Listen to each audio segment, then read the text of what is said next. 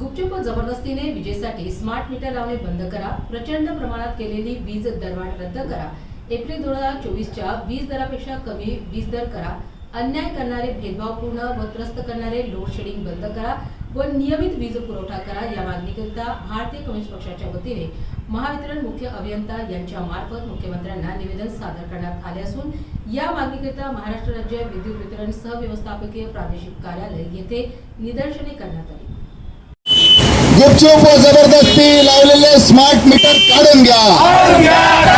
गुपचूप व जबरदस्ती लावलेले स्मार्ट मीटर काढून घ्या.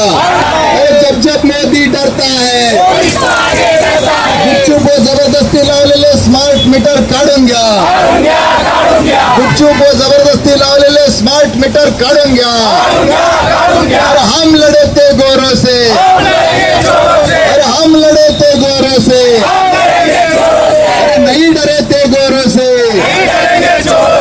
नहीं डरे. आपण रस्त्यावर उतरला. आज आपण स्मार्ट मीटरची होळी केली आहे, काय वाटतं? आम्ही प्रत्येक महिन्याच्या पहिल्या बुधवारी जुबली पार्कच्या छत्रपती संभाजीनगर महावितरण कार्यालयासमोर आम्ही निदर्शनं करायला येतच असतो. परंतु आजच्या निदर्शनाची एक वेगळी वैशिष्ट्य असं की आज भारतीय कम्युनिस्ट पक्षातर्फे संपूर्ण महाराष्ट्रभर स्मार्ट मीटरची होळी करण्यात येत आहे आणि स्मार्ट मीटरच्या विरोधात निदर्शनं करण्यात येत आहेत. आज महावितरणच्या आणि ऊर्जा मंत्री आणि मुख्यमंत्री यांना आम्ही इशारा देत आहोत की आता तरी सुधरा. आमचे तरुण जागे झालेले आहेत. आता कामगार आणि शेतकरी देखील जागे होतील. स्मार्ट मीटरचे वीज ग्राहक देखील जागे होतील. तुम्हाला सुधारण्याची ही संधी आहे. शिक्षणाच्या उत्तरदायित्वासाठी सोनम वांगचूक त्या ठिकाणी उपोषण करतायत, अभिजित दिपके लढतायत आणि विजेच्या बाबतच्या उत्तरदायित्वासाठी आम्ही लढत आहोत. या सरकारनं ही बातमी होती 12 जुलै 2024ची. सर्व वर्तमानपत्रामध्ये मुख्यमंत्र्याचं स्टेटमेंट होतं, घरोघरी स्मार्ट मीटर लागणार नाही. मुख्यमंत्री म्हणाले होते घरोघरी स्मार्ट मीटर लागणार नाही. मग आता आमच्या घरात जे लावतायत ते काय? तेच मुख्यमंत्री पुन्हा आता मुख्यमंत्री झालेत. ते त्यावेळेस विरोधात होते, आज पुन्हा म्हणतायत का लागणार नाही. आणि हे राजकीय स्टेटमेंट होतं. कोर्टाने सुद्धा आदेश दिले, केंद्राने आणि राज्यांनी दोघांनी मिळून स्कीम राबवली आहे. ज्यावेळेस ते म्हणाले होते की स्मार्ट मीटर लागणार नाही त्यावेळेस ते उपमुख्यमंत्री होते आणि एकनाथ शिंदे हे मुख्यमंत्री होते आणि त्यावेळेस ते भाजपचे नेते होते आणि त्यांनी हे आश्वासन दिलेलं आहे. हे कोर्टाचा ह्याच्यात काहीच संबंध नाही. वीज कायदा 2003 अंतर्गत अटल बिहारी वाजपेयींनी या मीटरची तरतूद केलेली आहे आणि अदानीचं उखळ पांढरं करण्यासाठी नरेंद्र मोदी यांनी स्मार्ट ग्रिड मिशन अंतर्गत हा स्मार्ट मीटरचा निर्णय मोदी सरकारने घेतलेला आहे. याच्यामध्ये कोर्टाचा काही एक संबंध नाहीये.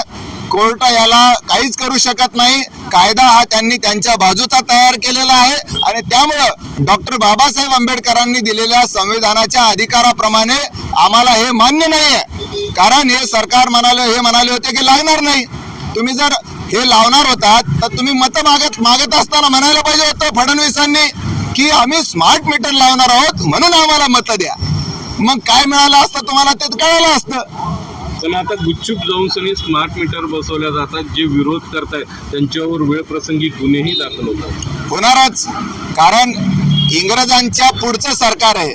आता तुम्ही दिल्लीत बघितलं असेल, इंग्रज तरी बोलणी करत होते पण हे सरकार बोलायलाही तयार नाही. हे इंग्रजांच्या पुढचं सरकार आहे. त्यामुळं जसा इंग्रजांच्या विरोधात लढलो त्याच्यापेक्षा प्रखरपणे या सरकारच्या विरोधात जर लढले लोक तरच वाचतील, अन्यथा हे सरकार आपल्याला रोज मारणार आहे. रोज. आपलं पुढचं पाऊल काय असणार? आमचं पुढचं पाऊल हे लोकशाही मार्गाचंच आहे, अहिंसेचंच आहे, शांततेच्या मार्गानंच आहे. जोपर्यंत या ठिकाणी हजारो लोक येऊन उभा राहत नाहीत तोपर्यंत हे सरकार स्मार्ट मीटरचा निर्णय रद्द करणार नाही. हे सरकार फार क्रूर असं सरकार आहे, हिटलरचं सरकार आहे. त्यामुळं आपल्या चॅनल मार्फत आम्ही लोकांना आवाहन करत आहोत, आता जे स्मार्ट मीटरचा निर्णय कायम आहे तो सरकारमुळे नाही तर लोकांच्या निष्क्रियतेमुळे आहे. लोक सक्रिय झाले तर सरकार एका मिनिटात नीट होतं, एका मिनिटात सरकार सरळ होतं. तुम्ही घरातून बसायचं सोडून रस्त्यावर या, हेच आवाहन करतो.